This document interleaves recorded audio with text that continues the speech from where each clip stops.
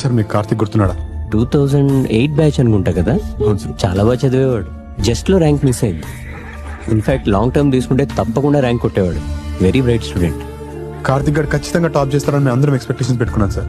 అవి ఎక్స్పెక్టేషన్స్ అనుకున్నాం కానీ వాడి మీద పెడుతున్న ప్రెషర్ అనుకోలేదు సార్. సరే సార్, వాడికి ఐటీలో ర్యాంక్ రాలేదు, కానీ చుట్టుపక్కల ఉన్న వాళ్ళు ఏం చెప్పాలి సార్? పర్లేదు రా, నెక్స్ట్ టైం కొడతావని కదా చెప్పాలి. అది పోయి నీకు ర్యాంక్ రాకపోవడం ఏంటి, నీ వల్ల కాకపోవడం ఏంటి, ఇలా అందరూ అంటుంటే వాడిని వాడు ఒక ఫెయిల్యూర్ లా చూసుకొని ప్రెషర్ తీసుకోలేక సూసైడ్ అటెంప్ట్ చేశాడు sir. Easy okay. Yes sir.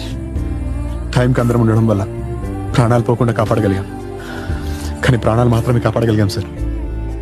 20 days కోమాలో ఉండి బయటకు వచ్చాడు, కానీ ఈ కాంపిటేటివ్ ఎగ్జామ్స్ ఇచ్చిన ట్రామా నుంచి మాత్రం బయటకు రాలేకపోయాడు సార్. ఇది జరిగి 4 years అవుతున్నా. ఇప్పటికీ నేను ఐఐటీలో ర్యాంక్ కొట్టాలి, లేకపోతే అందరూ నా ఫెయిల్యూర్లా చూస్తారనే ఫేజ్లో ఉండిపోయాడు సార్.